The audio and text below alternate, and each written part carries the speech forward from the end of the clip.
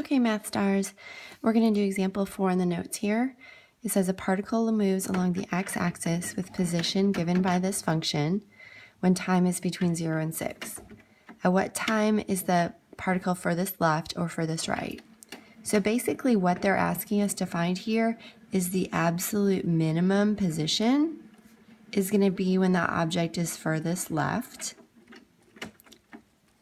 And then the absolute maximum position, because we're given position, is going to be when the object is furthest right.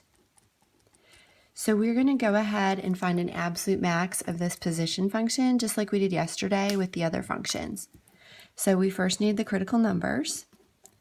So we're going to take the derivative, and I think that's going to give us 0.2t minus 1. So we're going to go ahead and set that equal to 0. Let's bring the 1 to the other side and solve it for our critical number.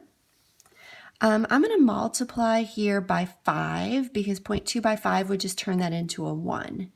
So multiplying both sides by 5, I can see that my critical number is 5.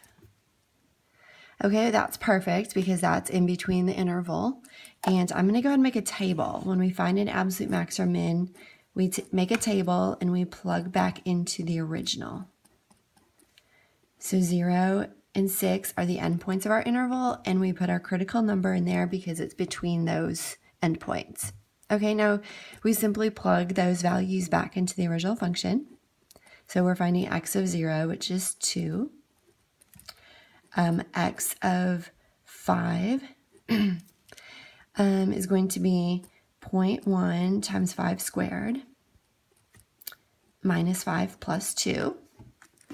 So this is 25 when we square the 5. 25 times 0.1 is 2.5.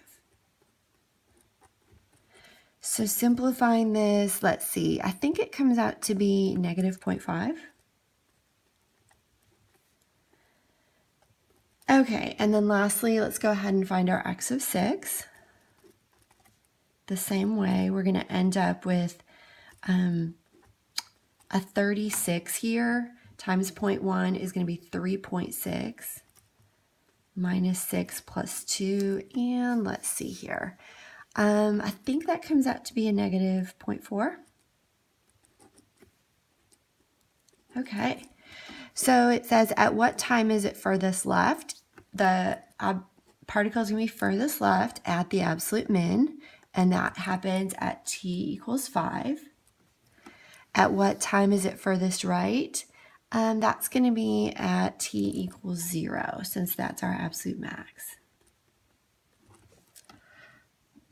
Okay, as a follow-up to this question, sometimes we're asked what's the total distance the particle moved. So let's just go ahead and talk that through, even though it's not asked by our question here.